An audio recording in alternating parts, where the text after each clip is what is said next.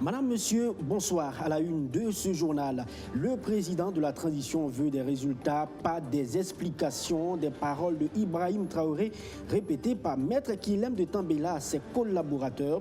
Le Premier ministre a été installé dans ses fonctions après la prise de contact avec les membres du gouvernement. Vous l'entendrez tout à l'heure. Dans ce 13h également, des membres de l'Association nationale des commerçants de l'ANACAD du Burkina Faso n'apprécient pas bien la gestion de la filière ANACAD par les premiers responsables de la filière. Manque de transparence, monopolisation des décisions, autant de faits dépréciés par les acteurs. Ils l'ont fait entendre aux journalistes. Bienvenue à tous dans ce journal, c'était le sommaire. Je vous annonce un invité dans ce 13h également. C'est un entraîneur d'excellence et président-chef de la direction de la Motivatech Canada. On parlera de développement personnel, ça sera en milieu d'édition. Mais avant, Maître Apollinaire Joachim Kilem de Tambela à son gouvernement de combat, ils ont pris contact hier. Les chantiers ont déjà commencé. Le Premier ministre a pris aussi ses marques. Il a été installé officiellement pour diriger cette équipe de 23 personnes. Et son objectif est clair, il veut des résultats sur tous les fronts, pas d'explications, parce qu'il est aussi attendu par le président de la transition. Le film de cette cérémonie d'installation avec Amadou Diko. Devant ses nouveaux collaborateurs, il reçoit sa feuille de route des mains du secrétaire général du gouvernement et du conseil des ministres. Aussitôt installé, le Premier ministre Apollinaire Kilem de Tambela fixe le cap. Il nous faut des résultats et non des excuses, a-t-il martelé. Je voudrais dire à mes collaborateurs que les chantiers commencent. Le président dit qu'il ne cherche pas d'explication, il veut des résultats. Désormais, le moi doit faire la place au nous. Dans toutes nos actions, dans tout ce que nous faisons, nous devons nous poser la question, est-ce que c'est pour l'intérêt général? Il faudra que chacun de nous sache que nous sommes ici des privilégiés. Quand nous connaissons le Burkina Faso, nous savons que dans le Burkina Faso profond, il y a des gens pour qui même avoir de l'eau potable pour boire est un problème. Si nous avons l'amour de notre peuple, il nous faut agir différemment. Agir différemment pour relever les défis auxquels est confronté le Burkina Faso, tout en encourageant ses collaborateurs pour les efforts déjà consentis. Le chef du gouvernement les invite à se mettre au travail. Nous vous invitons tous au travail. Notre objectif, c'est mettre les Burkinabés au travail. Que les Burkinabés sachent que personne ne viendra construire leur pays et leur bonheur à leur place. Que les Burkinabés sachent qu'il ne s'agit pas d'attendre quoi que ce soit de qui que ce soit, mais que c'est à chacun, en toute conscience, de comprendre qu'il a son destin en main. Apollinaire Joachim Kilem de Tambela exhorte à penser à la majorité des Burkinabés dans la peine. Il rappelle également que le Burkina Faso ne dispose pas d'assez de ressources, mais chaque Burkinabé peut faire en sorte que le pays soit enviable. Et cette brève, avant de poursuivre ce journal, les forces de défense et de sécurité, avec notamment les unités militaires manœuvrant dans la zone de Kongoussi, dans la province du BAM, c'est dans le centre-nord, ne se sont pas laissés surprendre cette fois avec les groupes armés terroristes. Et bien au contraire, les soldats ont tendu une embuscade à un groupe de terroristes au petit matin ce jeudi même.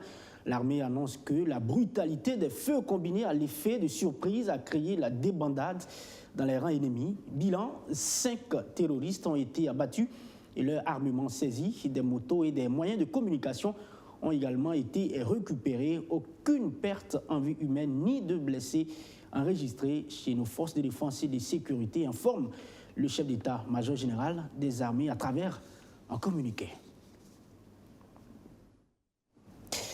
On vous annonçait dans nos éditions passées des commerçants se réclamant membres du Conseil régional de l'économie informelle de la région du Centre refusent la nomination de Donatien Nagalo à la tête du ministère du Développement industriel, du Commerce, de l'Artisanat et des petites et moyennes entreprises.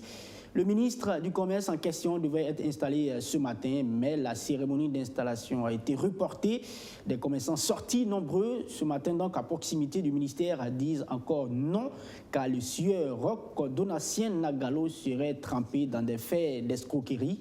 Et je vous propose justement d'entendre l'un des commerçants qui refuse l'homme à la tête de ce département au micro de Maxime Ilboudo.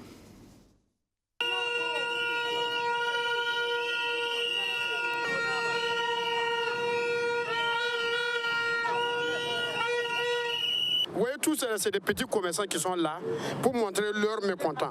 Donc nous, on n'est pas d'accord comme un Nagalo, comme ministre de commerce. Parce qu'on ne sait même pas qu'est-ce qu'il vend. Il vend quoi? Nous, on ne le connaît même pas. Donc il ne faut pas qu'il va prendre quelqu'un qui n'est même pas dans le commerce, mais il n'a même pas étudié le commerce pour mettre notre ministre de commerce. Nous, on n'est pas d'accord. Nous, on n'est pas d'accord. Ce que nous, on veut là, ils n'ont qu'à la lever. Sinon, nous, on ne va pas travailler avec Nagalo. Ça, au moins, c'est qu'on ne va pas travailler avec lui. Parce que nous sommes des commerçants. Nous, on connaît les petits moyens commerçants. Nous, on les connaît. Vous voyez, quand vous voyez les jeunes là, il y a d'autres qui sont avec leur Uyghur, tout ça. Nous, on n'est pas d'accord. Nous, on n'est pas d'accord. Nous, on n'est pas d'accord. Il ne peut pas être notre ministre de commerce. Même à la chambre de commerce là, et lui conseille les petits commerces. Est-ce que lui, il est rentré? On l'a voté? On n'a pas voté? Non, il n'a qu'à chercher quelqu'un qui est mieux dans le commerce, maître. Nous, on le connaît, ce n'est pas maintenant. Il y a déjà, nous, on a 22 millions d'habitants.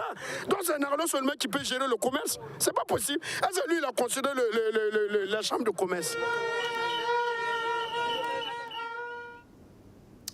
Je vous le disais en début de ce journal, l'Association nationale des commerçants encore de l'ANACAD du Burkina fronce la mine contre les premiers responsables de l'Union nationale des commerçants et exportateurs de l'ANACAD du Burkina Faso.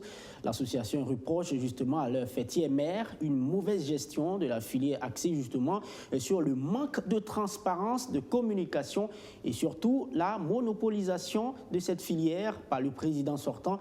Les membres veulent une nouvelle équipe à la tête de la filière. Ils l'ont fait savoir le week-end dernier à Bobo Dioulasso, Soto Justin d'Abiré. Ils sont, disent-ils, des acteurs directs de la filière ANACAD et membres de l'Association nationale des commerçants de l'ANACAD du Burkina Faso. Ils dénoncent, disent-ils, la monopolisation et la mauvaise gestion de la filière ANACAD par les responsables de la fêtière, l'Union nationale des commerçants et exportateurs de l'ANACAD au Burkina. Il n'y a pas la transparence, il n'y a pas la communication. Et la filière n'est pas faite pour monopoliser. C'est ça qu'on a fait ses presses pour essayer de faire l'informer à tout un chacun. Le président de l'Union ne fait pas notre travail. Tant que lui ne fait pas notre travail, il va bafouiller notre travail et on n'est pas d'accord. C'est fait pour la génération future aussi. Même si nous, on n'est pas là, la génération future doit avoir leur part dedans, faire vivre les foyers avec ça et faire fonctionner les entreprises. C'est ça qu'on avait comme inquiétude. Et on voulait dire que non à l'ancien président, on ne veut plus. Ces acteurs de la filière ANACAD disent donc vouloir mettre en place un bureau de consensus, un bureau qui va désigner un candidat qui sera présenté aux élections à venir de l'Union nationale des commerçants et exportateurs de l'ANACAD au Burkina Faso. Je vous donne à présent ces chiffres. Près de 80 000 poulets sont abattus dans des espaces réservés pour les volailles dans certains marchés ici au Burkina Faso. Mais dans quelles conditions ces poulets et autres animaux sont abattus? Dans des conditions souvent très insalubres et pourtant ces mêmes volailles se retrouvent sur le marché et dans les différentes assiettes. Et voilà, bonjour, les maladies. Alors, il faut changer la donne. L'Institut international de recherche sur l'élevage a organisé à cet effet une formation au profit des grilleurs de poulets sur, par exemple, comment abattre ou conserver ces viandes. Maxime Ilboudo a suivi cette formation. Les espaces aménagés dans certains marchés pour l'abattage des volailles laissent souvent à désirer. Le niveau d'hygiène est insatisfaisant, pourtant, près de 80 000 poulets quittent ces sites par jour pour se retrouver dans les assiettes des Burkinabés, à en croire l'Institut international de recherche sur l'élevage. Conséquence, les maladies d'origine alimentaire sont de plus en plus fréquentes et selon l'Organisation mondiale de la santé, 420 millions de personnes en meurent chaque année dans le monde. La question de l'assainissement demeure préoccupante, alors l'Institut outille les grilleurs de poulet de la ville de Ouagadougou. 3 jours durant, environ 400 acteurs de la chaîne de production de volailles renforcent leurs connaissances sur le processus d'abattage et la gestion des poulets vivants au point de vente. Il y a beaucoup d'acteurs qui sont au courant de l'importance de l'hygiène, mais qui n'ont pas peut-être les capacités ou bien n'ont pas ce réflexe de le mettre en œuvre. Donc à travers ces formations, on va juste sensibiliser, éveiller encore les consciences sur l'importance de l'hygiène et discuter avec eux des modalités ou bien des procédures faciles qui peuvent être durables pour améliorer l'hygiène. Parce que l'idée, ce n'est pas de leur pousser l'information, mais c'est de réfléchir avec eux sur comment améliorer l'environnement.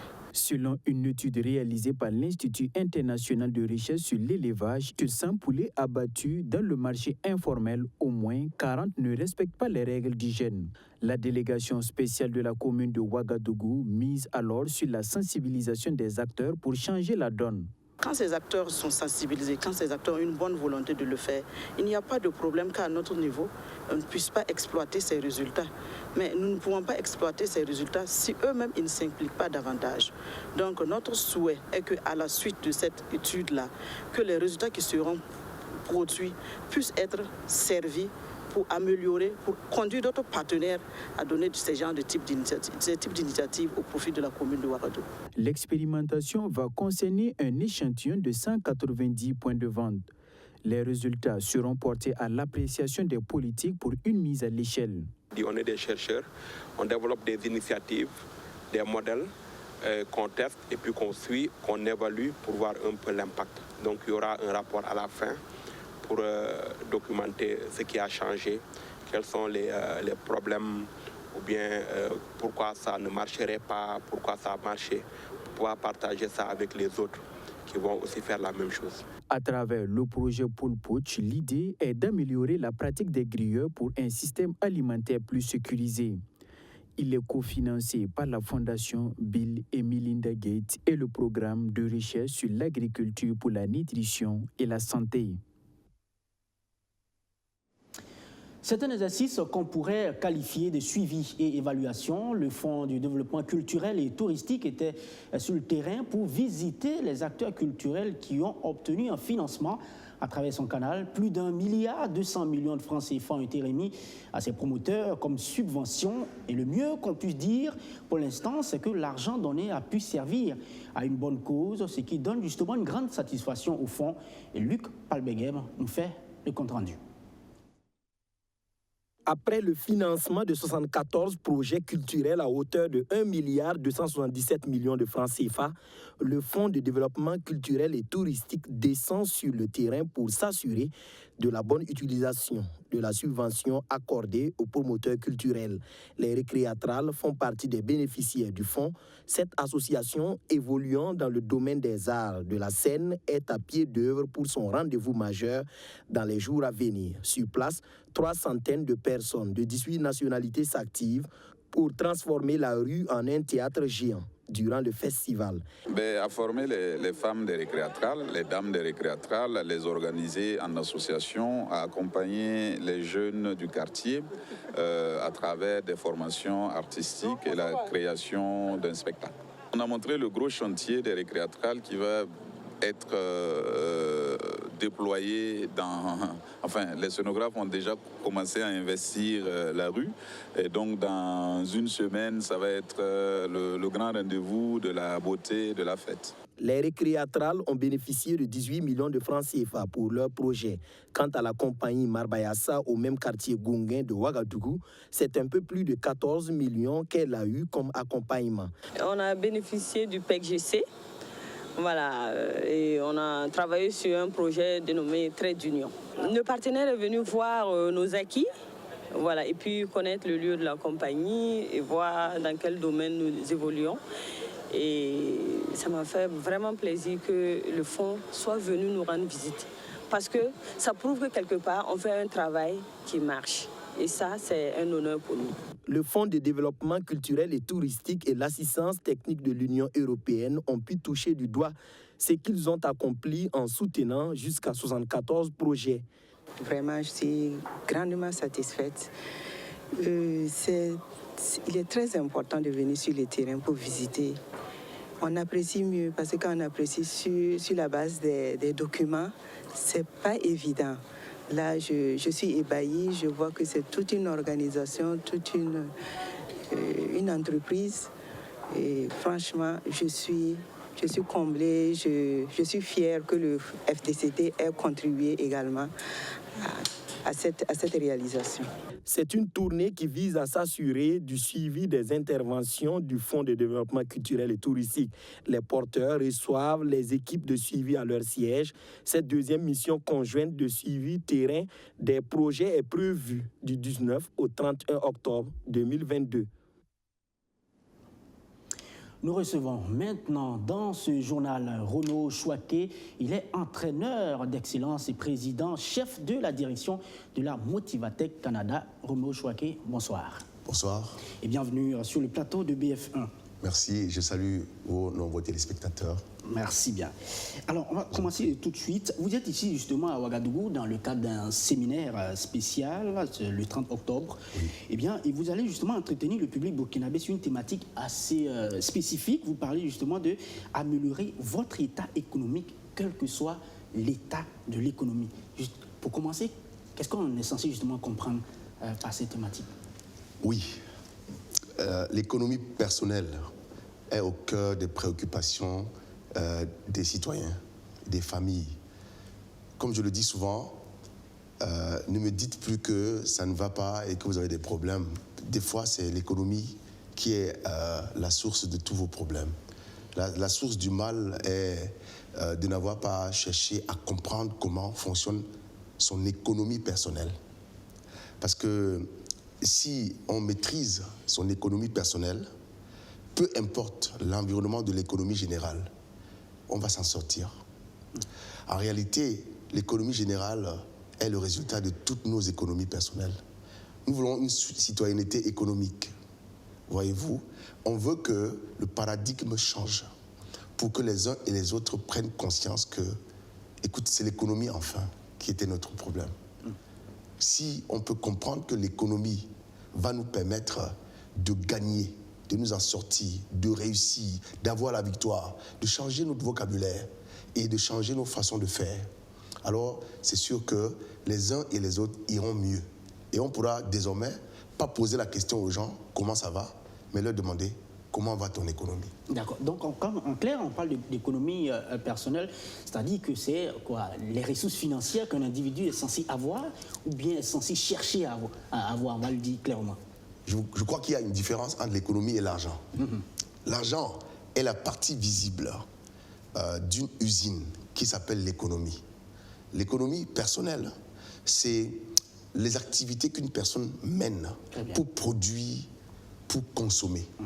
Et si vous avez une capacité de consommation qui est inférieure à votre capacité de production, alors vous êtes en crise. Ce n'est pas que le pays soit en crise lui-même, mais c'est que, si vous venez au Burkina Faso et que vous trouvez des étrangers au Burkina Faso qui ont laissé leur pays pour venir au Burkina Faso, pour venir trouver une économie nouvelle au Burkina Faso, ça veut dire que peut-être quelqu'un n'a pas compris quelque chose. Spécifiquement pour le cas du Burkina Faso, par exemple, oui. Vous êtes certes au Canada, mais vous suivez très bien l'actualité avec nous. Nous sommes ici, nous vivons une crise sécuritaire assez difficile.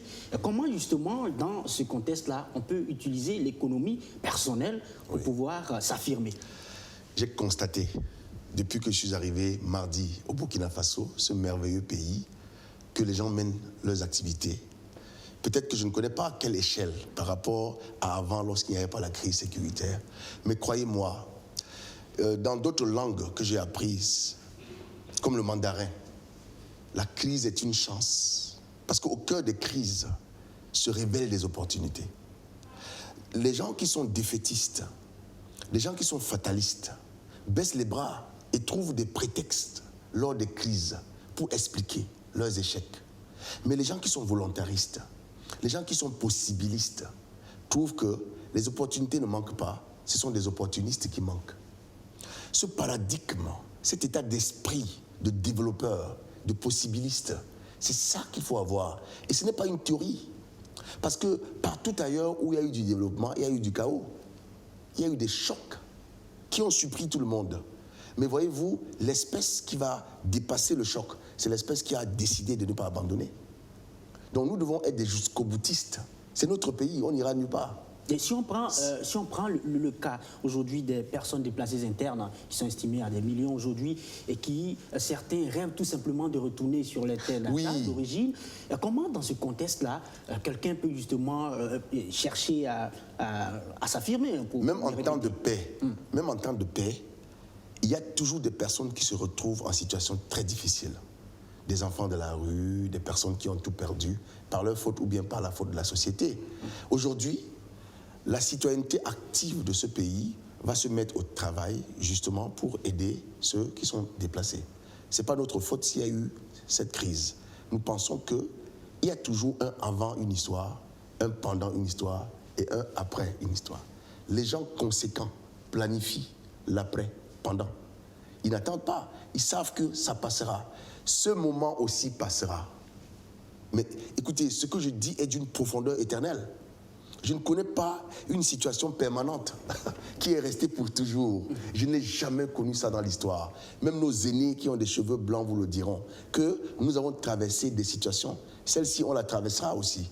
Donc il n'est pas question pour nous de nous asseoir pour nous dire, regardez ce qui nous arrive. Finalement, je ne connais pas quelqu'un qui devait se noyer et qui est en train de nager et au moment de se noyer, il dit, bon, c'était écrit que je vais me noyer. Adieu. Non, c'est à ce moment-là, monsieur, que vous vous battez contre toutes les forces qui s'opposent pour garder la tête hors de l'eau et pour appeler du secours. Et du secours, il y en a, parce qu'il y a des gens très intelligents dans le pays. Aujourd'hui, le pays pouvait penser qu'il a été déstabilisé. Mais quand on voit la réaction de l'armée qui reprend les choses en main, c'est un motif de fierté. Il faut applaudir que maintenant, et la jeunesse du leader de ce pays est à féliciter. On ne peut pas croire que nous allons être des gens pessimistes qui vont sombrer dans la négativité. Avec le Premier ministre que j'ai souvent entendu à travers les débats sur votre chaîne, sur les médias sociaux, qui finalement est l'homme qu'il faut à la place qu'il faut. On ne peut pas s'asseoir et dire c'est terminé pour nous, voilà, on s'en va, c'est l'enfer. Non, c'est notre pays. On n'a pas un autre pays que celui-là. Et jusqu'à la dernière goutte de sang, il faut se battre. Il y a l'espoir. Oui. D'accord. Alors, vous êtes entraîneur d'excellence. Justement, qu'est-ce qui rigole sur ces thèmes-là? Parce qu'on constate aussi, que ce soit sur les réseaux sociaux ou un peu partout, il y a une floraison de coachs. Je ne sais pas si vous vous mettez dans ce grand lot-là. Non. Je le dis, je ne réponds pas à la négative parce que, voyez-vous, José Mourinho, ce n'est pas un footballeur. Il est classé parmi les plus grands coachs de football de ces derniers temps. Ça veut dire que les coachs peuvent n'avoir pas fait le parcours qu'ils vous demandent de faire. C'est ce qui est triste avec cette affaire de coach. Quelqu'un qui n'a pas d'entreprise se propose de coacher des chefs d'entreprise. Bon, quelqu'un qui n'a pas encore vendu vraiment un best-seller vous dit qu'il va vous aider à vendre. Quelqu'un qui n'est pas marié vous dit qu'il va vous aider ou conseiller dans votre mariage. Bon, n'allons pas tout de suite tirer sur tous les coachs. Je crois que c'est à chacun de faire ses analyses. Voilà, il faut passer au peigne fin pour décider celui-là, il est constant, celui-là a de la clientèle et il y a du résultat au niveau de sa clientèle. Surtout ça. Voilà, parce que ça ne sert à rien de faire des prédications et après les gens n'auront pas de résultat. Je suis entraîneur d'excellence parce que dans la vie, il y a des gens qui traînent, mais dans la vie, il y a des gens qui s'entraînent. Alors les gens qui traînent n'ont pas un bon train de vie, mais les gens qui s'entraînent finissent par avoir un bon train de vie. Je suis entraîneur d'excellence, pourquoi? Parce que l'excellence est l'idéal, ce qui est supérieur au meilleur. On doit le chercher en tout ce que nous faisons, même en disant bonjour, en étant gentil, en se comportant, en éduquant nos enfants. Dans tout ce qu'on fait, il faut qu'il y ait la marque de l'excellence. Alors, entraîneur d'excellence, parce que je voudrais entraîner les gens à leur excellence, à être excellents. Et parce que moi, premièrement, je ne dis pas quelque chose à quelqu'un que je ne fais pas. Si je viens au Burkina et que je dois entraîner des commerciaux à l'excellence, c'est parce que je suis un excellent commercial. J'ai d'ailleurs écrit un livre prospecté sans se faire rejeter. Et si je parle aux chefs d'entreprise, c'est parce que je suis chef d'entreprise. C'est-à-dire que je connais les problèmes que les gens traversent. Donc, en fin de compte, il faut éviter d'être un imposteur. Très bien. Voilà. On va donc terminer cette entrevue, mais avant justement de vous laisser partir pour ce séminaire, qu'est-ce qui est justement attendu? Améliorer votre état économique, quel que soit l'état de l'économie. C'est justement lorsque l'état de l'économie n'est pas bien heureux qu'il faut travailler sur votre état économique. Les gens qui ont dit que le Burkina Faso avait pour emblème les talons, il faut leur rendre hommage. Parce que les talons est rangé parmi les animaux les meilleurs. C'est les seigneurs qui montaient les étalons. L'étalon est d'une musculature phénoménale et il a un état d'esprit invincible. J'ai l'impression que nos compatriotes et nos concitoyens ont oublié qu'ils sont des étalons. C'est le moment pour nous de leur rappeler, dimanche le 30 octobre, à partir de 14h à la salle des conférences de Ouaga 2000, venez nombreux pour améliorer votre état économique personnel, quel que soit l'état de l'économie générale. Parce que quel que soit le degré de sa famine, le lion ne mangera jamais de l'herbe. Roméo Chouaké, ça sera tout pour cet entretien. Merci d'être passé. Très heureux. Merci de m'avoir invité. Vous restez justement avec nous pour poursuivre ce journal. Et je rappelle justement que vous êtes un entraîneur d'excellence, un président-chef de la direction de la Motivatech Canada. Dans la suite de ce journal, nous parlons encore de la célébration du Mawlud, cette fois en différé. Et c'est la famille Barrow Kolonda qui a commémoré cette célébration à travers des prêches et des prières à Bobo Dioulasso, un rassemblement qui est devenu une tradition pratiquement pour la famille, comme le dit Kouka Tomayao et surtout Justin Dabiré. Se rappeler l'histoire du prophète Mohamed, enseigner sa tradition, la Sunna, et se rassembler autour des grands idéaux de l'islam, c'est le sens de la commémoration du Mawlud célébré chaque année le 12 du mois de Rabi al-Awal. Un mois que la grande famille Barrow Kolonda a décidé de célébrer en différé à travers des lectures de Coran et de prêches sur la vie du prophète.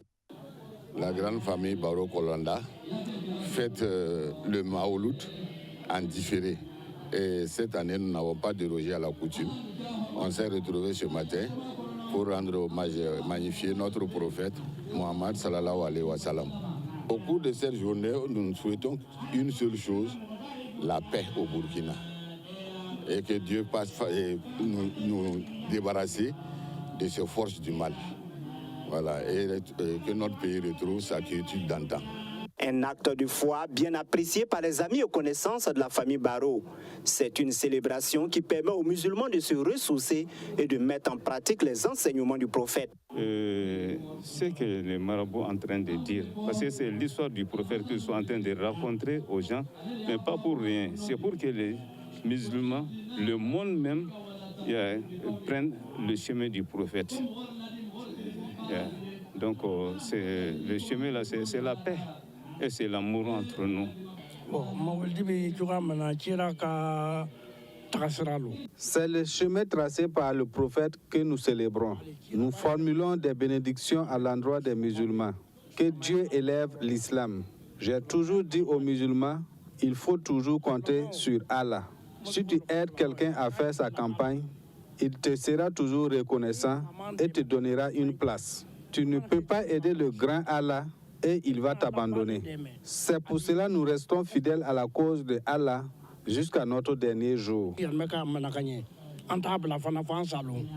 La célébration du Mawlud est pour les musulmans un moment de reconnaissance et de souvenir du prophète. Les musulmans au cours de cette journée se doivent de faire de bonnes actions et de se concentrer sur l'aspect spirituel et non sur l'aspect festif.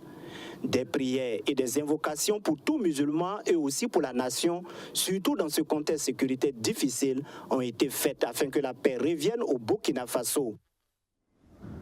Et puis en sport, l'annulation du Tour du Faso 2022 a été un coup dur pour le monde de la petite reine burkinabé. Malgré tout, les acteurs du domaine refusent de se laisser abattre. À la Fédération burkinabé de cyclisme, cette décision doit être prise comme une opportunité pour mieux préparer l'édition 2023. C'est le directeur technique national qui le dit et il a été interrogé par Madi Zongo et Maxime Ilboudou.